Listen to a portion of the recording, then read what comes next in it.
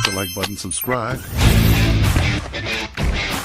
Defense wins championships, everybody. It's never been a question about what this is. This is HAIRitage Sports Talk, and I'm Rodney Legendary Brown. We already start this show off with the imagination of what sports would be like without the history of the sports. But at the same time, it wouldn't be HAIRitage Sports Talk without my co-stars and my fellas. First up, always like always, Mr. Tony Harvey. What's up, Rodney Legendary Brown, man? Long time no see. We back in this. And as always, I hope everything's well with health and your family, bro. It's good to be back in this space again, man. Yes, sir. Yes, sir. It's going good. It's going good.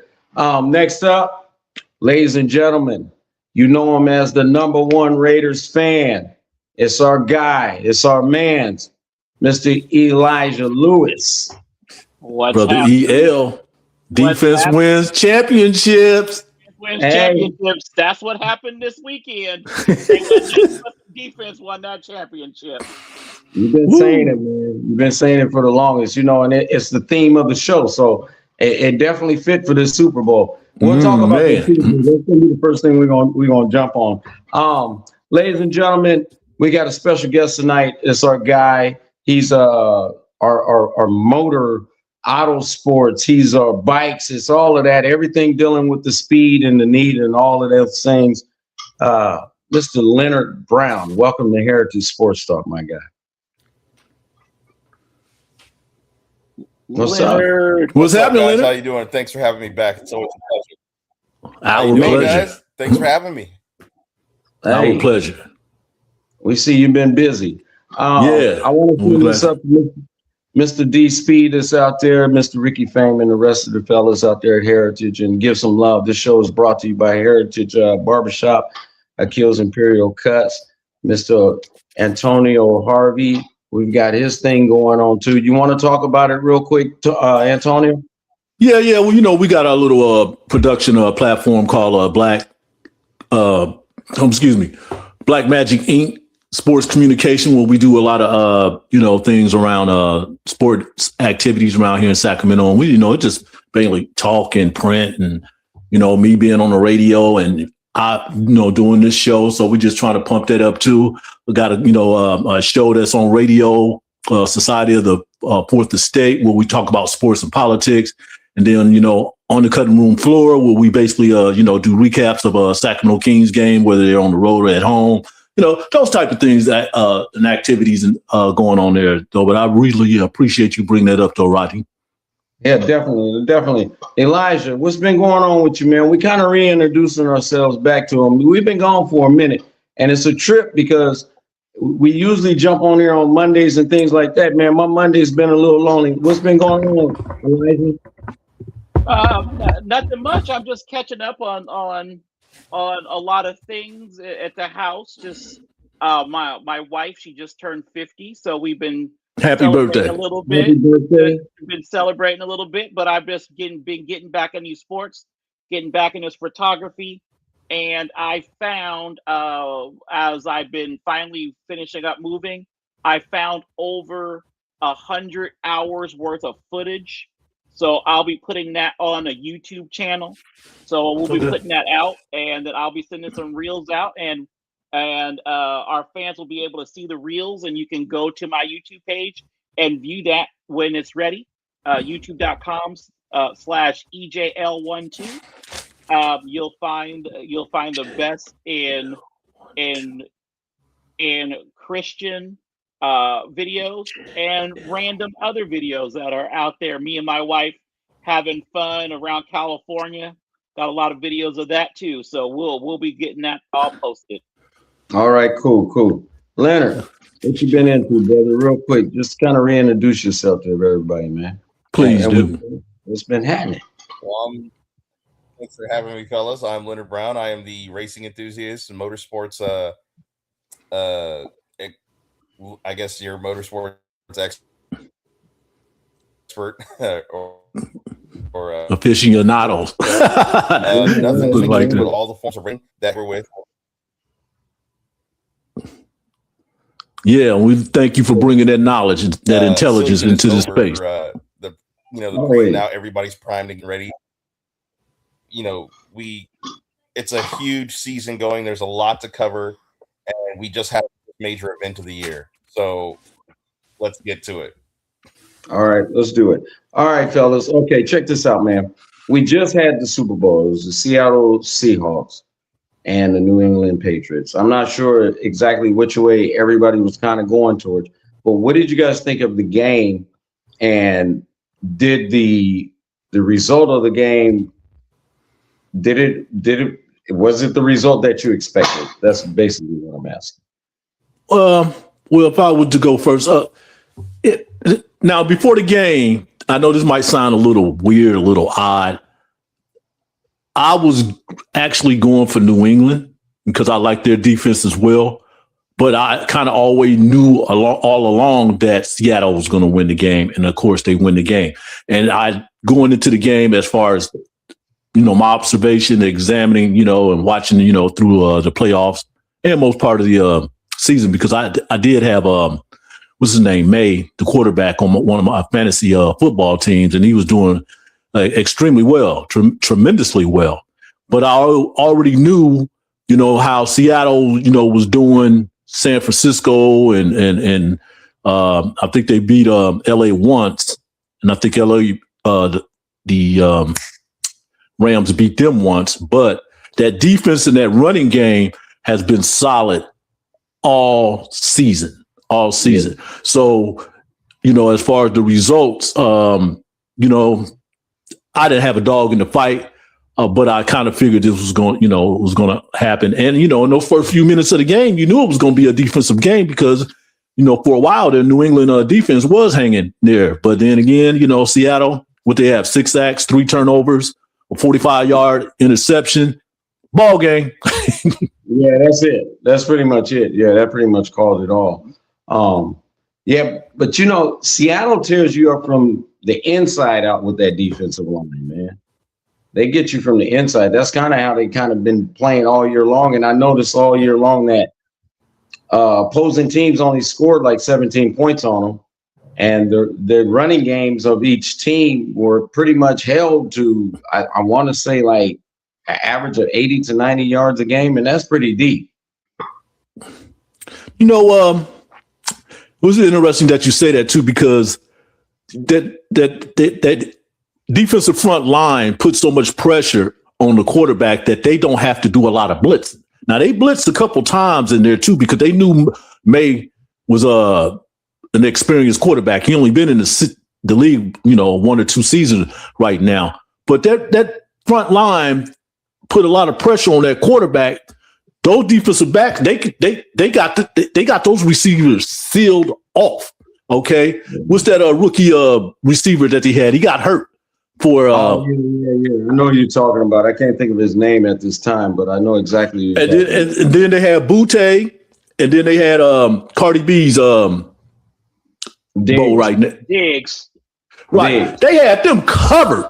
Those cats, they couldn't break free. They couldn't run their routes. Because that front line, putting that pressure on that quarterback was not giving him a lot of time to do that. He could not think. All right, May didn't throw that many interceptions during the regular season.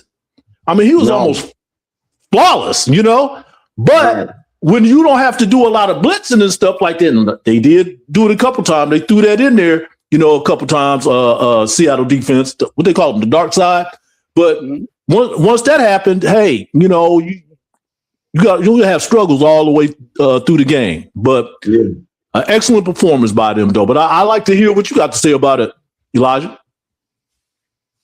I have a couple things to say about the Super Bowl. I think that the Super Bowl was a combination of what happened all season and the disrespect that we give kickers.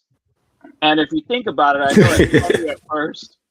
But if you look at all the disrespect of all that drama that went on with the Niners and the kicker, all that stuff that went out, and then the Seahawks play a defensive game and the kicker did all of their work for us. So basically, the defense and the kicker did all the work, and then they give the MVP to the running back when the kicker is the one that scored 75% of your points.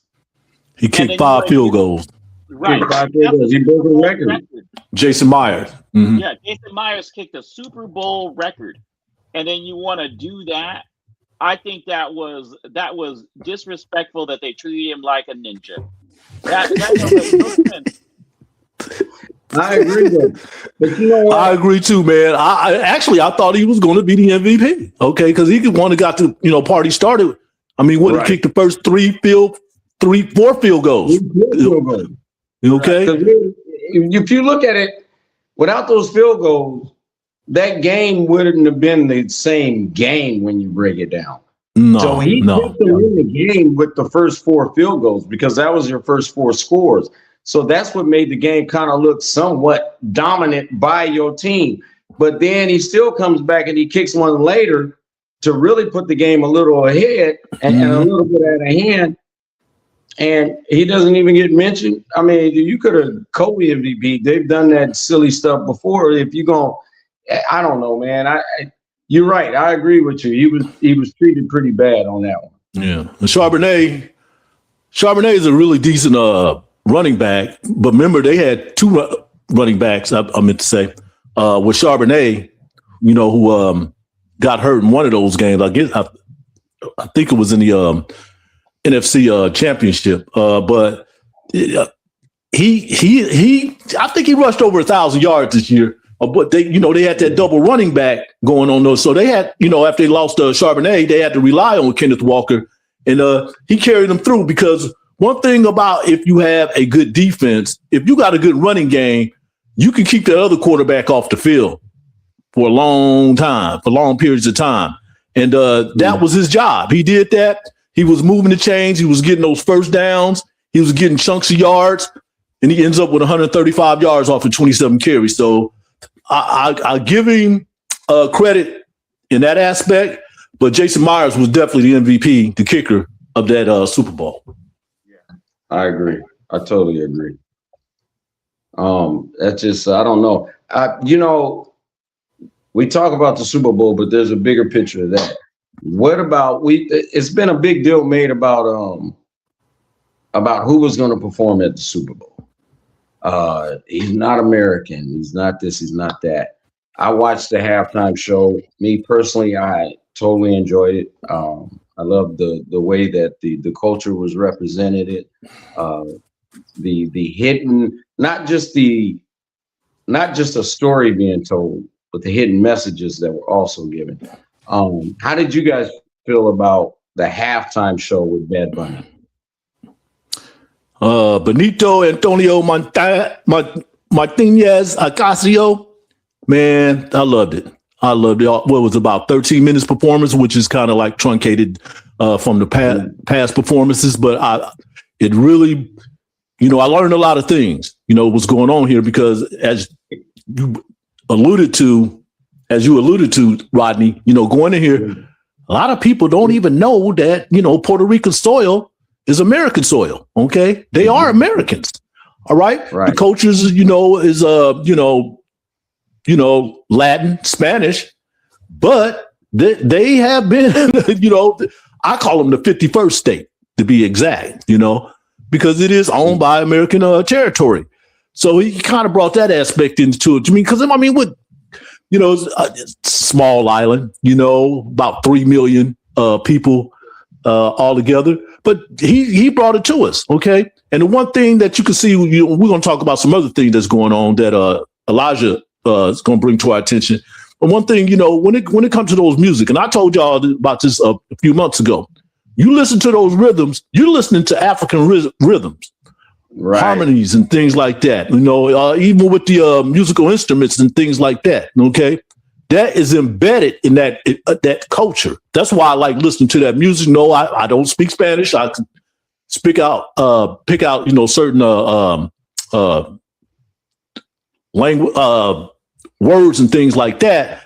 But and then some of the things I want to understand it in English, to coincide with the music. But hey, Right. man, Benito, Bad Bunny, man, come on back, man. You're gonna do that again and stuff like that. They really put on a great show. Okay, they brought it from the islands, they brought it all the way back to the States, all the way up into New York City. And there's so much more that I could say about that performance, but it was great, and it was culture. Okay, it was pride. Right. So all it was a lot. Leonard, what'd you think about it? I mean, even the couple that they were married, actually on that, and then just like they showed before, the sugar canes and all that. What'd you think, Leonard? I thought it was awesome. I thought it was a great representation. And, for the people who don't think so, well, that's you. Go watch Kid Rock on the alternative one. But this was a great Super Bowl. The game was boring. I didn't even watch it. But I mean, if you look at the halftime, it was boring. I watched it all, but it was boring. That halftime was phenomenal, to say the least. That's the best I could say. That's the just. So, you see the sign that they just showed on the barbershop sign. So we got a friend, man, and he actually a shout out to him. I want to say what's up out there to JT. But he actually, one of the guys he knows, their parents worked at actual Super Bowl, and they was getting ready to get rid of the sign. So he ended up with the sign in it. It's like just this thing right here. It shows a lot of unity, and how, like her, who she is, right? She owns one of the oldest little places out there in New York. That is one of the last of the lively Puerto Rican spots in New York. And that's him handing the Grammy to his younger self, telling himself believe in yourself and you can do it. So there's a lot of messages in this video. Yes. Mm-hmm. Yes. That's what I like about that too. Especially, the symbolic of the sugar cane too, because that's one of the reasons why, well, I'm gonna let Elijah talk about that. Yeah, Elijah, all right. So let's go. I thought it was full of symbolism. I thought it was the biggest slapback to Donald Trump, and Rock Nation just went ahead and just smacked Donald Trump down. Of everything that talks about that. Okay, right here, let's talk about this. So if people don't know, the flag that Bad Bunny has is the original Puerto Rican flag. It represents the water, not the dark colors that represent the United States. Okay, now the pole he's climbing on right now, this is a representation of the power grid situation that they've been having a fight with the United States to get the power grid taken care of and fixed. And so after that, everybody knows that Donald Trump went down there, and that's when he gave them the paper towels after the typhoon, because the power wasn't fixed, and it took them, 14 days to get the power back on? Right. He's sitting in the dark. And it was sitting in the dark. And also, when Ricky Martin sang, he sang basically the lyrics of a song, if you guys haven't heard, called Hawaii. And basically what Ricky Martin is saying is, don't let what happened to Hawaii happen to us, Puerto Rico. And those are Bad Bunny's lyrics remixed for the Super Bowl for Ricky Martin to sing. And that, to me, was probably the biggest thing out of it. And for them to have that, and I said to a couple people, the only thing that would have been the icing on the cake of this, if they would have had Mark Anthony in there with that salsa band. If you would have had Mark Anthony in there, it would have been the complete I Love Puerto Rico, basically describing all the culture. I mean, that was great with that whole thing. They started to play Gasolina, just to go ahead and show the roots by Daddy Yankee. By Daddy Yankee, how far that hip hop has come in whole of American culture from Puerto Rico. Yeah, reggaeton did put it on the map. Right. He represented. I know they got Tone said that earlier when he said, I can pick out words here and there, and by far my Spanish is nowhere near what it should be. as I say. But for me not to understand majority of everything he was saying, for me to just watch and the visual part of it is what grasped me. So Yes. I truly believe if you don't understand what culture really means to a culture, you don't understand. I understood that, and I didn't understand a damn word he was saying 90% of the time. But You the know what most I'm saying? powerful, yeah, the most powerful thing though was the beginning, and I understood Yeah. that much. Speak on it. He came out. He said hello. He gave his full name, also known as Bad Bunny. And I want to tell everybody, please don't stop believing in yourself, because I believed in myself. Right there. Right here. Right there. Yeah. Right Mhm. there. That's the most You know, look at important. them cutting up, you know, cutting sugar canes. Right. Right. Right. This was the strength of that island, as we know as Puerto Rico. And there's one thing, you know, about this sugar cane thing. Now, this is what this Puerto Rican, he was an attorney and a politician. He was educated in Harvard. His name is Pedro Abizo Campos. Okay, so this is in the 1930s. All right, he was kind of like a radical on that island in Puerto Rico back then, right? Because he was so well educated, but you know he wanted rights and freedom for his people. No people down there cutting cane, you know, for these sugar companies, and they getting like pennies on the dollar, and they working like 18 hours a day in the hot sun and stuff like that. So Pedro Abizo Campos, he organized these strikes. All right, we're not going in those sugarcane fields cutting them until we get our money, and they did. They did.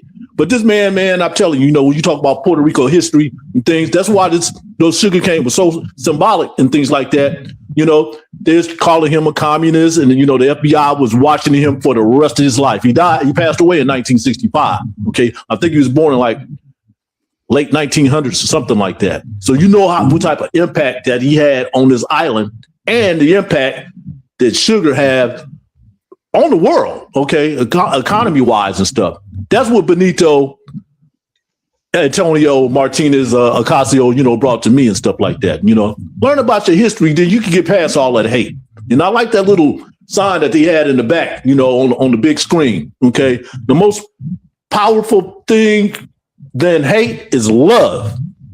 Yeah. Is love. Okay, that was just so. It was great. It was, you know, just like Leonard said, it was a phenomenal performance, and it was only in 13 minutes. Okay, you know, they had people dressed as sugarcane, had to run out there on the field and, you know, and line up. Okay, you know, and those people were local, because some of the people from San Francisco talk about it, you know, they were in it. Okay, that little taquero that they had laid out, that guy came up from LA to be in it. Oh, it was just so put together. The minister who performed the wedding, he's from Sacramento. He's from Sacramento. That's right. Yes. From Sacramento. Man, it was just a powerful performance to me, and I'll never forget anything like it. I think they should do, you know, the Super Bowl should do more like, you know, those type of musical events, and I'm sure that they will, because, you know, Bad Bunny, what they say, you know, he's the most downloaded online performer, you know, in the world. Okay, so you know, a lot of that was money. You know, the NFL want that money. You know, they try to move into Mexico anyway with a team and things like that. So, but I just thought it was a great idea, a great showing, and real spiritual. And I, you know, as far as unity, you know, with all this thing going on with, you know, ICE and, you know, these immigration things that's happening here in the country, perfect timing. Perfect timing. If I can get everybody to hit that like button, subscribe, tell your friends, hit the little ding ding too. Ding ding. So Ding ding. Ding ding. All right. Hey, you know what I do want? I kind of want to jump over to. It hasn't been much talk, which is a little strange to me because there's been so much other stuff in the news. Which is the 2026 Winter Olympics. We are sitting at that time right now, and it's been going on for a hot second. I kind of want to bring up some history that's being made since it's Black History Month. We have Layla Edwards. She made history at the 2026 Milan Cortina Winter Olympics as the first Black woman to compete in the United States Olympics women's ice hockey team. She debuted in February 5th, 2026. She recorded an assist against, I don't want to say it wrong, Zezekia, who later became the first Black woman to score a goal from a team in the U.S. So her thing is ice hockey, her historic debut, which was this year, and she made the first goal. Another person is Elena Myers-Taylor. She's on the bobsled team. She's competing in her 5th Winter Olympics, building on her record as the most decorated Black athlete in the Winter Olympic history. Then we also have Erin Jackson with speed skating. Returning as a gold medalist to compete in the 500 meters and the 1,000 meters events. Then Kelly Curtis with the skeleton, competing in her second games and becoming the first Black athlete to represent Team USA in skeleton. Israel Laborde skiing, representing Kenya as a sole athlete and flag bearer for the opening ceremony itself. And then this just shows the increased African representation. There's 14 athletes from 8 African nations that are competing in the 2026. It's a significant increase from 2022. So I just want to give some love and say happy Black History Month. Man, thanks for that recap too. Get everybody updated too right now. As far as the medal count, Norway is leading. No, what is it? Yeah.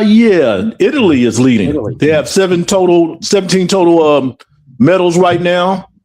Norway has 14, and the United States is tied with Norway with 14 medals thus far. That's just what is happening in the top 5. So we still got a lot more to go. They have some figure skating competitions that's coming up here. I think they just, what was that one sport? I can't even think about it, man. Curling. I think they still in the progress of having that, if that's not over. Curling's still going. Curling is still going. The Swiss and the British are kicking our tails, man. It was pretty interesting too. Just a few days ago, a couple of Olympic skiers, kind of created some controversy about some things that they said that's going on in the United States. They're proud to be Americans, but they're not proud about some of the things that's been happening here. A couple of them, been getting some backlash. But, it just reminds me of the 1968 Olympics when, Tommy Smith and John Carlos, did their thing, with the Black Power fist and things like that, and they, the Olympics is not, they don't like to add politics into these type of things. But, these people, man, they got a lot on their mind. They got a lot of pressure. They work hard, to get to the Winter Olympics and things like that. If they have something to say, say it. Say it. Okay. They don't like what's happening here, going on here in the country. And I know what they're talking about. I'm not going to get all into those type of details, but I did want to, just get, say something briefly about the situation and what these athletes been going through. Right. Totally agree. So we got these Olympics going on, man, and I noticed that Team USA just defeated Latvia. Is that how you say it? Latvia. Okay. Latvia. So yeah, Team USA in hockey, they just defeated them, so they're on their way to their next movement also. Okay. Glenn, you been watching any of the Olympics, man? Yeah, I've been watching. My favorite things about the Winter Olympics are the bobsled, skeleton, luge, speed skating. It's fast, so I got to watch it. Yeah, that's right. You built on speed. Hey, man. Hey, not just me. DSpeed is built on speed. Okay? Yes. Birds of a feather, man. The birds of a feather. Right on. Yeah. So, but I want to jump back real quick, and this is on me. I want to go back to the Super Bowl halftime. I want everybody to go through who's your top. Who would you say your top 5 are for Super Bowl performance, halftime performances? I wouldn't say in the Pacific order for me, you know, because I was at the Super Bowl in Santa Clara in 2016 for the 50th year, and I saw Beyonce. She performed. I really like that performance. I like Prince's performance. I think that was in 2007, 2008. Of course, I like Bad Bunny. And Kendrick Lamar, he threw down last year, you know, with that particular one. And man, who else? Somebody else was performing too with Beyonce. Bruno Mars. Who? Bruno Mars. Bruno Mars. Yeah, he did one. I think he did one last time Seattle went, right? Yeah. Bruno Mars has done it twice. He's done it twice, right? Okay, but what's that group, man? It's not really alternative rock group. Oh boy, Maroon 5. Maroon 5, but it's another one that sing that song "Yellow" that came out. Coldplay, yes, Coldplay. Thank you. There's been some great performances, you know, through the years. You know, Coldplay. That's it. Thank you, fellas. Y'all listen to rock too, huh? Y'all worse than me, because I listen to all type of music. You know, Coldplay. Somebody performed before this one from Berkeley. The group. Green Day, yes. Green Day. I love Green Day, man. But I didn't get to see that one, though. I'm going to have to go back on YouTube, you know, and see that one, though. I know that was before the game started. Him and LaRussell, you got to go watch. Okay. Oh, yeah. You got to see LaRussell, too, man. LaRussell's dope. Yeah. Leonard. Who's your top five? Who's your top five, EL? No, Leonard. He said Leonard first. Oh. Kendrick, Coldplay, Prince, Bad Bunny,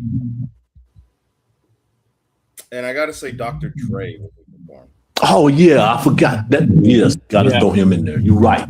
Can't forget those cats. That was a great show too. Yeah. I mean, he pulled out the culture of LA. He pulled out Eminem. He pulled out. God, I mean, he pulled out Snoop Dogg. You look at it's like, whoa, you know, he pulled the who's who in rap at that time, especially West Coast rap music. It's like he just, all right, you guys want me? Cool, I'm coming, but I'm bringing my folks with me. And they put on one heck of a show. And it was an amazing halftime. Oh, and I got to honorable mention, Usher came in and he did a halftime show. Right. And he did extremely well. And I'm not a big Usher fan, but I'm just like, yo, that boy can perform. That boy can perform. That is true. You up, brother. Come on. All right. Y'all ready? Yeah. I'm in no particular order. I'm just going to do it. There's one that everybody's forgetting, and everybody forgot, and I forgot about it. I remember watching it. Bruce Springsteen. Yes. Oh, yeah. Right. Bruce Yes. Springsteen's Super Bowl show was off. Yes. People didn't forget about it. And then you got to remember Diana Ross in the helicopter. Oh, you going back, boy. You going way back. You own it, though. Lady Gaga. Lady Gaga. Yep. Lady Gaga. And then Michael Jackson. Yep. The greatest Super Bowl of all time because of what he did. Right. Prince is still the best, but I have to say honorable mention to Paul McCartney. That show was like the show that they had to make it clean and sanitized. But if Paul McCartney did that to make it clean and sanitized, that was a killer show. I don't care what anybody says. You know, it's interestingly enough, I got to see my first Beatle back October 16, 2016, when they first opened up Golden One Center here in Sacramento. I think he had like 3 days of performance, but I went to the first night, and this dude in his late 70s, Paul McCartney, that is, and he's on the stage for about 3 hours, and he's asking, "Hey, you still with me? You still going?" He's on the stage for 3 hours, and he lit it up. He did "Live and Let Die." I thought the roof was about to come up off that building, man. But Yeah, he is definitely one of those Super Bowl performers that you cannot forget too. Though you went deep on that though, Elijah. Right on, man. Man, that Bruce Springsteen. What was that, Leonard? I was gonna say we all can't forget how we got the Super Bowl halftime show, and we all owe a great debt of gratitude for this whole thing to Keenan Ivory Wayans and the Living Color. Yes, that is true. Or otherwise we wouldn't even be in there, huh? Yeah, there's actually a That's video right. that because a year explains later- that. Yeah, because the very year after that, that ratings right there got the NFL to say, hey, we got to get somebody big next year so we don't lose that ratings for the next 15, 30 minutes. Mhm. All right. Mhm. They went and got Michael Jackson. That got the whole world to watch. And They got the ball rolling. Yep. All because Keenan Ivory Wayans and his show said, you know what, we're going to put on a special Super Bowl. I remember that. And they did. And they Yeah. And I remember watching it too. It was Man, it was Keenan Ivory Wayans, and there's a group, and they were called People in Motion. And People in Motion did 4 halftime shows, and they were the first to be mic'd. And so these came out of, like, they claim it was a church group, and they would do all these frilly songs and la la la and love. And so they found out that People in Motion was doing, they brought People in Motion back after 10 years Mhm. after that whole Elvis Presto pick a card halftime show. Mhm. And they brought these people back. And after they brought these people back, they're like, no. And that's where Michael Jackson came in. They kept that quiet. But they said that Michael Jackson had wanted to do it anyways because the Super Bowl was in Pasadena and he was going to do it for free. He didn't care. Mhm. Mhm. We can't forget about Janet Jackson too, even though that was with Justin Timberlake thing and stuff. But I think it was more attention on that particular incident, if that's what you want to call it, than it was her performance. Right. Okay. I'm still a Janet Jackson fan, though. I don't care. Don't forget Nelly was in that show too. Furtado, yeah. Nelly. No, not Nelly. Oh, no, not Nelly Furtado, the rapper from St. Louis. Yes. Yes. That's true. So they got their own list of the top 10, y'all. So they said number 1 is Prince, 2007. Michael Jackson, 1993. U2, 2002. Beyonce, 2013. Dr. Dre, 2022. Shakira and Jennifer Lopez, 2020.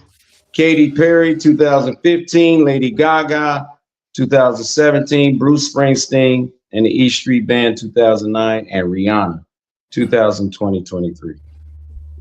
Man. I forgot about you two. I forgot about Bono Vox and The Edge, because I'm a big fan of their music too. You know what? But that Irish rock. Yeah, that show Ireland. Yeah. That show is on another level because that was after 9/11. And for them to do that, somebody said it, and I saw this online, and it makes a lot of sense. That was like the Catholic Church version of the halftime show because of the way that it was ran. I didn't think about it like that until I saw that. It was like somber at the same time as we were celebrating others in people's lives. That was like it's a different level. It's not going to be, it can't be in my top 5 because it's on a different level because we're looking at it at a spiritual level. Mm-hmm. Mm-hmm. Well, between the Catholics and the Protestants. Right. Yeah. But all right. Yeah. Let's jump to this NBA real quick, man. There's been a few trades that happened. I don't think it was as major as everybody really thought that it was gonna be. But we know, like, Anthony Davis ended up with the Wizards. Jonathan Kuminga, he ended up moving on from the Warriors. And the Sacramento Kings, they got a new guy in here in town. Tone, are there any moves that you see, or Elijah, you two, either one of you guys, are there any moves that you've seen within the trade and maybe the buyout that's here now that may change the direction of any teams or help any teams that may be playoff bound? No, good question. Really, as far as helping any team, I can't really say that right now because a lot of those teams that made big trades are not really doing that well. Like Utah, they got Jaren Jackson from the Memphis Grizzlies. And as you just mentioned, Anthony Davis, he's now in Washington. They're not going to the playoff. The Kings certainly are not going to the playoffs. And they traded to get DeAndre Hunter from the Cleveland Cavaliers, which in exchange for Dennis Schroeder and fan favorite Keon Ellis. The Kings are not going anywhere. Matter of fact, they're on a 14-game losing streak right now at All-Star break. They just lost again last night in Utah. I think a lot of this stuff is just building on the future. They got a new CBA agreement, collective bargaining agreement coming up, and all this kind of bump up to the 26-27 year, when they start redoing those contracts and things like that. So a lot of teams don't want to, start messing with those aprons. And when I'm talking about those aprons, and, if you cross these, they have 2 aprons, you're safe at 1, but if you cross 2, then, you got to pay a bigger tax, these type of things. So a lot of these things, a lot of these trades that just took place had to do a lot about shedding, money, some of these big contracts. All right. Some couldn't do it. The Kings couldn't do it because, Zach LaVine, he'll get $47 million this year. And then the last year's contract next season, he'll make $49 million. And they was trying to trade him. I know they were, but then nobody want to mess with that contract. All right. Same with Domantas Sabonis. Now, Domantas Sabonis was close to being traded from the Kings to Toronto, but the problem was they didn't want the center that Toronto already had, Pirtle, because he got a big contract, but he hasn't even played this season, I don't think. Okay?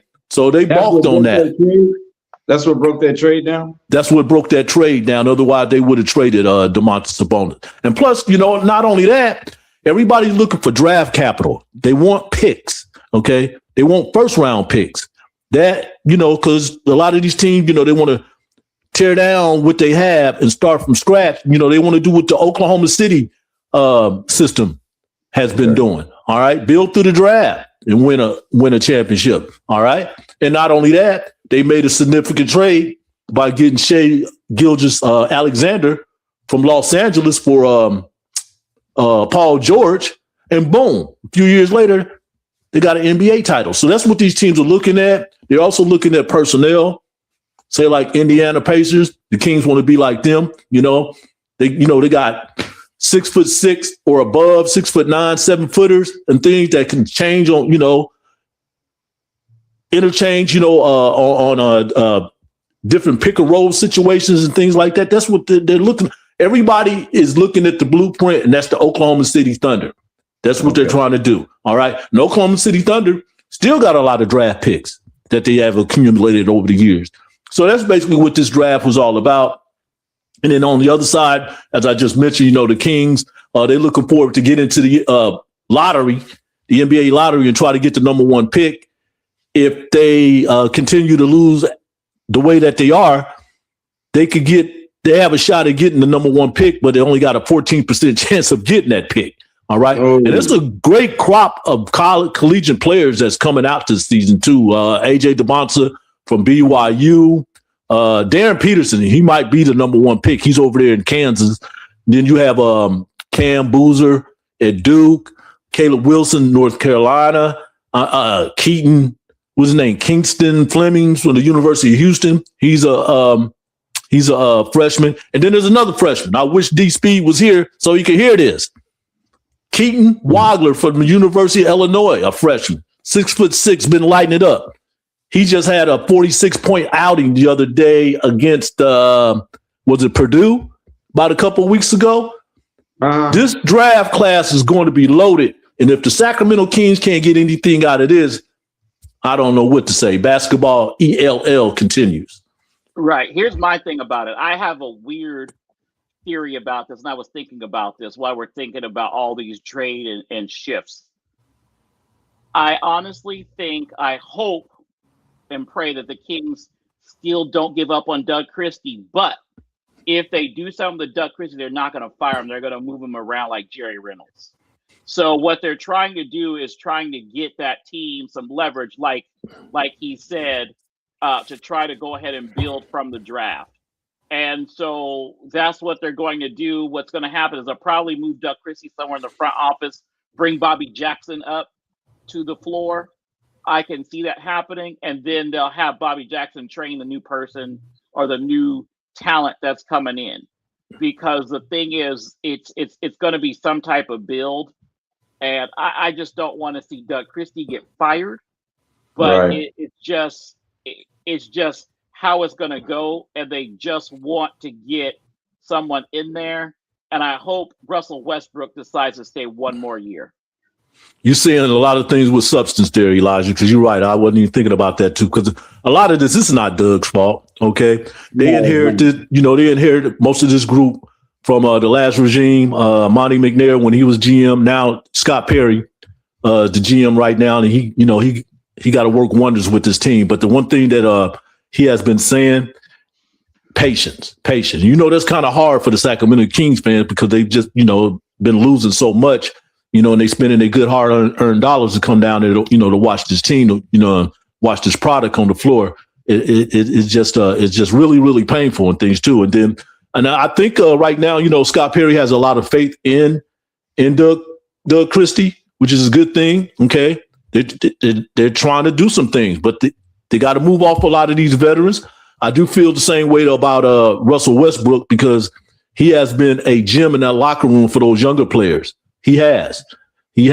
And Doug Christie seems to work well with the younger players too. So going into next season, I hope everything is okay, that he get another chance and they're able to bring in some more people, young people, and see what they can do in this draft. And then Doug can, get a handle on, what's happening right here and start building those standards that he always talks about. I'm glad you guys brought that up. I was going to ask about that because I don't think it's a reason anybody should think that it's Doug's fault. Like you said, Tone, you said, Elijah, too, that when you're handed something and you're not able to build, especially off the young players, like he wasn't able to play the young players. We have so many vets that's on the team that the ones that really don't mash together. So they don't fit. At some point, you got to give him the opportunity to work with the young guys. And that's who's going to buy into the system, not the guys that you got that you're trying to get rid of. Yeah. Now, they did one of the young players that they had signed as a free agent before last summer, Dylan Cardwell out of Auburn. Dylan's about 22, 23. He's center, about 6'10", 6'11", 260 pounds. Now he done moved up. He signed a two-way contract, but they just signed him to a standard contract, a full contract. So he don't have to go back down to play with the Stockton Kings in the G League. Okay. One thing I can say about the young players that Scott Perry has brought in, okay, because they drafted Nick Clifford out of Colorado State University. They got Maxime Renault out of Stanford in the early second round, and then Dylan signed on as a free agent. He's been doing really good in that category, which really lays down the foundation of where he's going. Okay. He wants young players right now to build it. Like I said, and he's watching everything that Indiana was doing and Oklahoma City Thunder is doing. And that's the way that the league is going. He has really put in place a foundation with those young players that he already brought in. And Dylan Cardwell, a free agent. Okay. Now he got a standard contract. He signed for the next 4 years at $8 million. So he'd be making $2 million a year. You don't have to worry about that. He's been a force. He's averaging double-double in the last 5 games.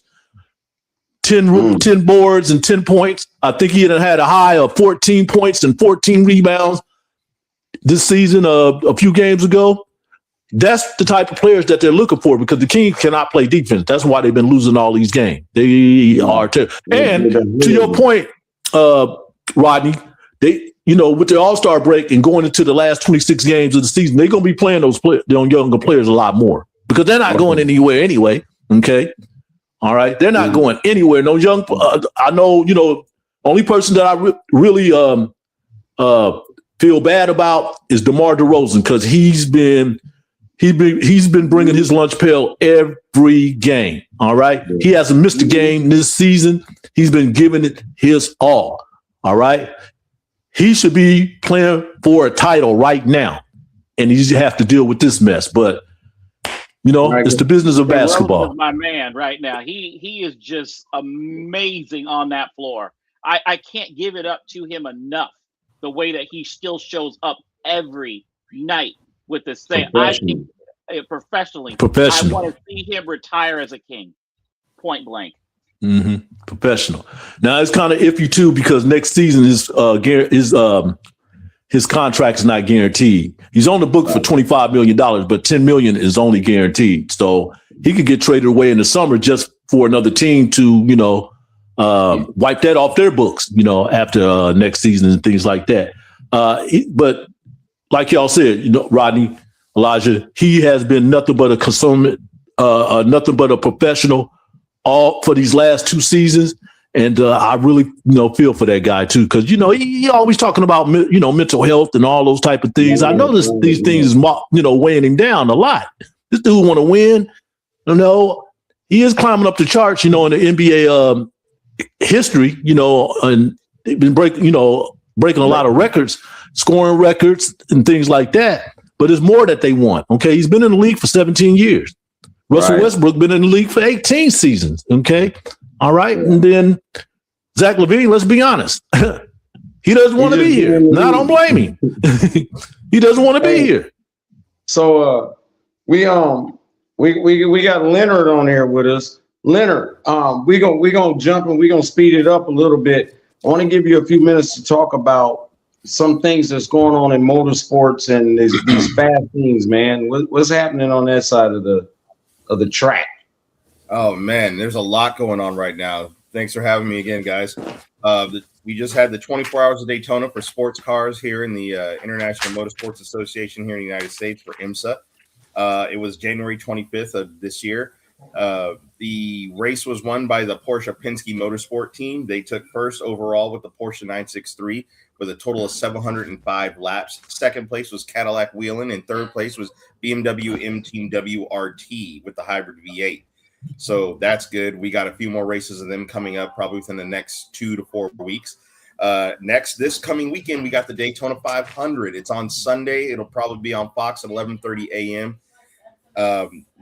Qualifying in first place is Kurt Busch in the Chevy number 8 with a 49.006.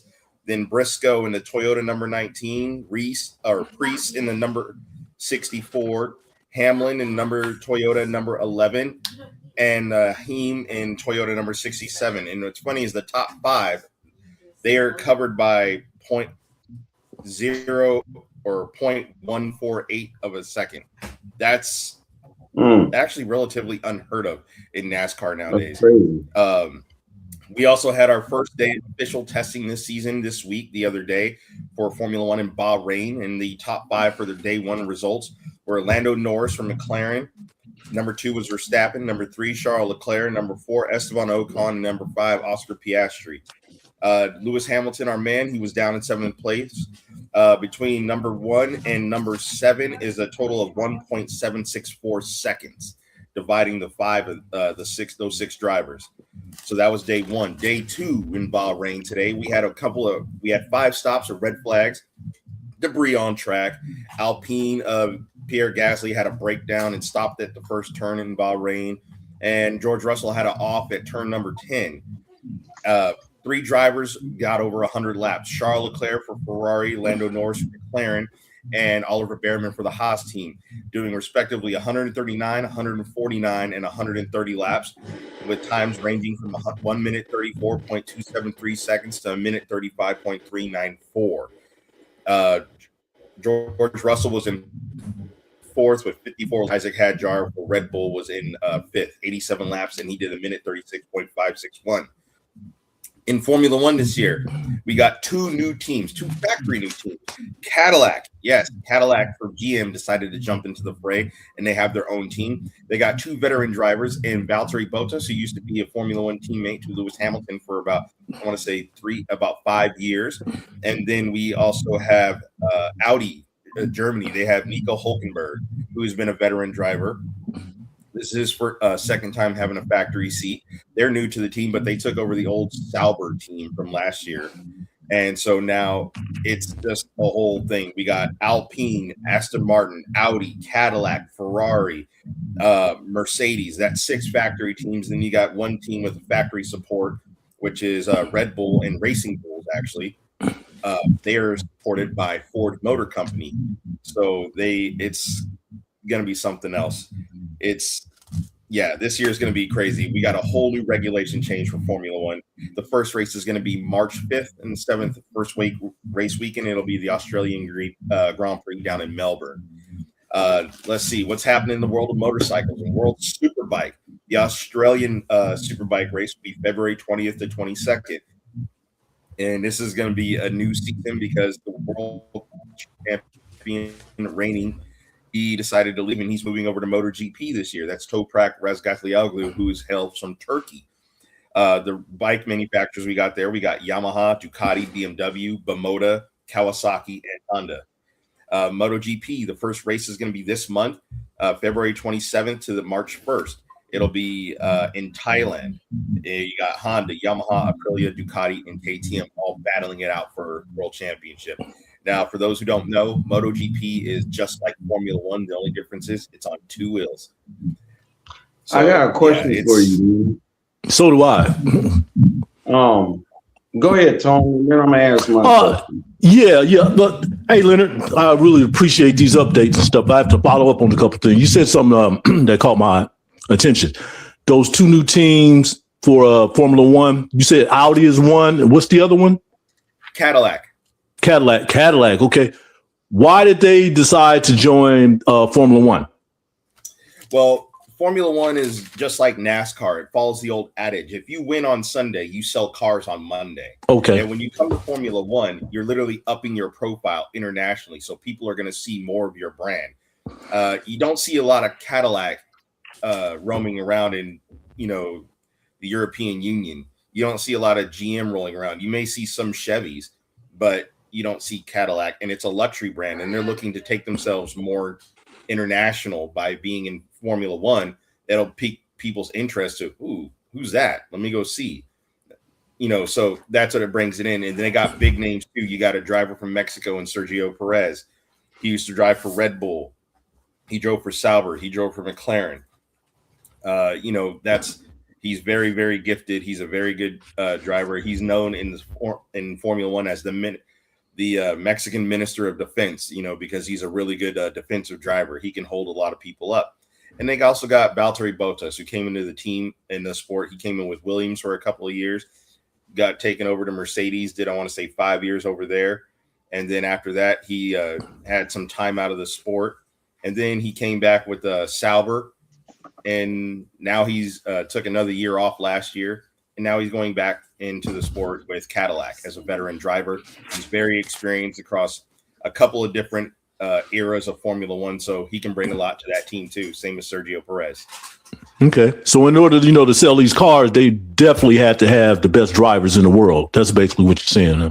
Yeah, these guys, Formula One, these guys, they come up from karting and they make their way into single seat formula racing. So Formula 3, Formula Ford, Formula 4, Formula 2. And by the time you get to Formula 3, you're pretty serious, and the budgets just to go racing get big from sponsors and whatnot. So these drivers have to be branded and make sure that they have sponsorship to go, because to be on a competitive team in Formula 2, you're probably talking anywhere between $5 and $10 million a year that one driver is bringing in. And so that money that you bring into a team, you see the sponsors on the car, those are your drivers. You see the sponsors on the race suit, that's who's paying for everything. But at the same time, it also covers the bills. It covers the cost of tires. It covers the cost of fuel. If a crash happens and the front wing breaks off, there's the money to cover that, because a front wing could be, $100,000, and it's all carbon fiber. So, that takes some time to manufacture. So everything is all custom and one off. Wow. So my question was, what do you, can you tell everybody who Willie T. Ribs is? Willie T. Ribs is a African-American race driver who hails from my hometown of East Side San Jose. And he started sports car racing on the lower end of SCCA. He did really well. He climbed his way up the ranks and made his way into Trans Am, which is, I think, slowly starting to make a comeback here in the United States. And it's a great series. It is very, very awesome because you recognize the brands of the cars. Ford, Jaguar, Chevrolet, you recognize these cars that are sports cars, and they go racing and they race by. It's like if NASCAR only based on the courses for left and right. And he parlayed over into IndyCar racing, where he did really good. And I want to say it was 88 or 89, where he raced at the Indy 500, and his sponsor was Buick. A lot of people thought, yeah, Buick, whatever, this guy's not serious. Well, he's the first African-American to qualify to race in the Indy 500. But before him, there were other guys who were racing in motorsports here. You had Wendell Scott, you had Rajo Jax, who hails from LA, Southern California. There's so many others who just participated and they just didn't get their flowers because nobody heard of them. But there's a lot of us out there who take to the track, and there's room on the track for everybody. Let's just get out here and just go as fast as we can. I appreciate you. We're brother. looking forward to having Willie T. Ribs on this show, though, Leonard. So we're not gonna do it without you. So we're looking forward to this conversation. Having this dialogue with him. So I want to bring that up. I'd love to be there with him, with you guys for that. I do want to say, I don't think the fellas know, man. I want to say something. A few weeks back, Leonard was on a national. Well, is it even national or is it worldwide? But he was on Sway in the Morning, and he represented not only himself and the knowledge that he has in motorsports, but he represented HAIRitage Sports Talk also. So I want to say salute to you, brother. I appreciate you. I called in because they were talking sports. And my question was, you guys talk football, basketball, they mentioned baseball, hockey, sometimes soccer, but they never talk racing. And they were like, oh, well, we had Damson Idris here, and he talked about Formula One with the movie F1. And I'm like, okay. They're like, oh, we had this guy here, and he talked about this. I'm like, yeah, but you guys don't cover it normally. And I also brought up the issue that you guys don't cover that there are African Americans in motorsports. They don't cover Bubba Wallace. They never talked about James Bubba Stewart. They don't talk about Lewis Hamilton. They don't talk about guys like George Mack, Willie T. Ribs, Rajo Jax. I'm like, there's so many of us out there that have participated over the years in various forms of motorsport. Ricky Gadsden for drag racing motorcycles. There's a hunger and a thirst out there for us to do this, but you guys don't mention it. And they said, well, where do you get your information? I said, well, I watch sports a lot. I watch racing. I do my research.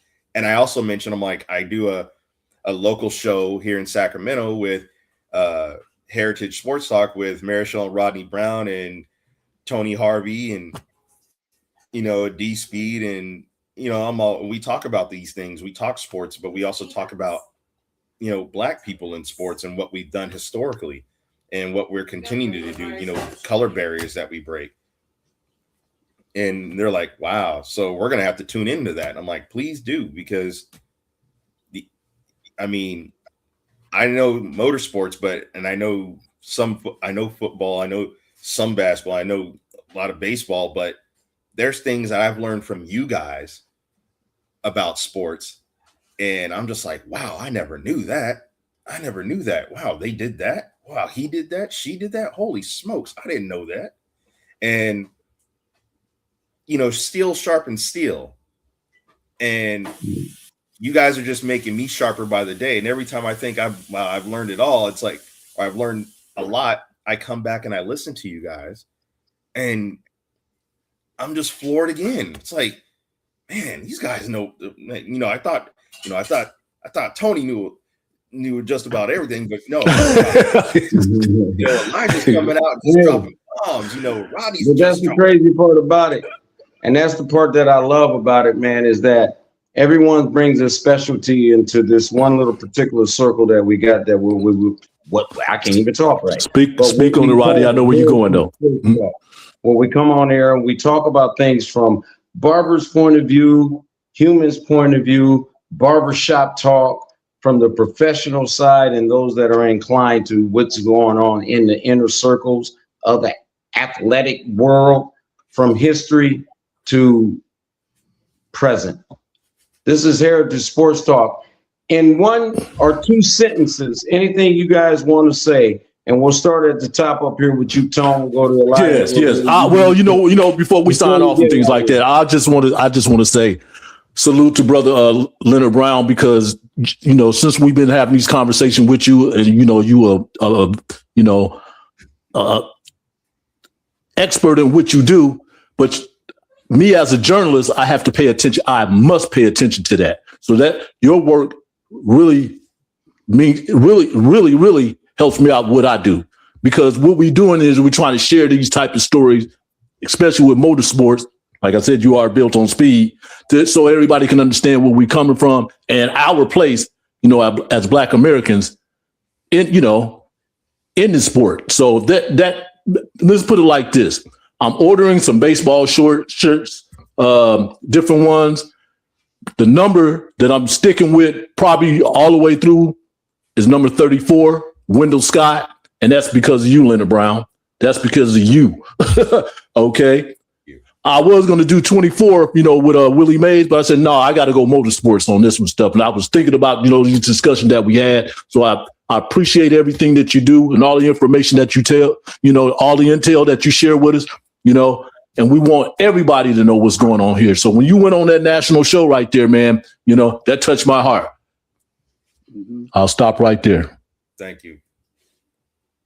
Yeah, I'm going to keep the motorsports things going and put everybody on game on top of this. Just so everybody knows, if you don't know, if you have an iPhone and you have a Apple TV subscription or just the iPhone, all Formula One should be free to anybody that has that phone. So you guys can watch that Formula One live anytime that you want to do. And the same thing with MLS, putting everybody on game. Apple is making and taking it to another level to get you guys in these sports. Pick your phone up, watch it a little bit, see what's going on from there. Also, AEW will be in town next Wednesday night.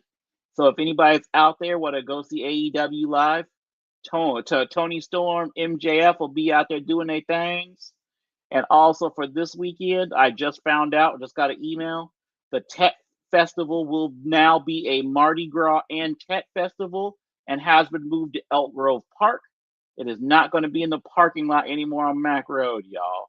So please go out and support the tech community and Mardi Gras at the same time this weekend. And everybody be safe. And Leonard, I love you, man, for giving us on all this game. You're welcome, man. I like your shirt too, Elijah. I like that one. Yep, got the Fox shirt on, baby. Okay, yep, that's from that era and stuff, man. I meant to tell you that early in the show, though, but you know, and I appreciate everything that you do too. You know, you being our IT guy and things like that, because I learned a lot of things from you too. Like Rodney said, we gotta, you know, everybody brings something to the table right here that works out for all of us. You know, Black Man United. Yes, sir. Leonard, on March 5th and the 7th, that weekend, we have the motorcycle Moto America sport bike race, the Daytona 200 down in Daytona, Florida. All the manufacturers are going to be there. Ducati, Honda, BMW, Kawasaki, Suzuki, Yamaha, Triumph competing. And it's going to be one really, really good race. I encourage you guys to watch it. We appreciate you, brother. What you got going on, Rodney? Man, me, myself, man. I want to thank everybody for always tuning in. You can catch us live on IG. You can catch us live on Facebook and YouTube. Check out the shorts. The shorts are dope. This is a show where we cover everything on the outside, everything on the inside, and definitely everything in the middle. You know, all that juicy stuff. We listen to the rumors, but we don't roll with them. We speak the truth when we talk to history. It's a conversation. It's from barbers. It's from journalists. It's from, some people call it a conversation. Some people call it just us talking. But you know what? It's for everybody. And we're glad that you guys are always joining us every week. Hit the like button, hit the subscribe, ring the ding ding, hit the bell so you know when we coming on. And me, myself, defense wins championships, everybody. Championships. Appreciate you all. Ladies and gentlemen, HAIRitage Sports Talk, we back. Peace, love, and solidarity. Until next time. Stay up, gentlemen.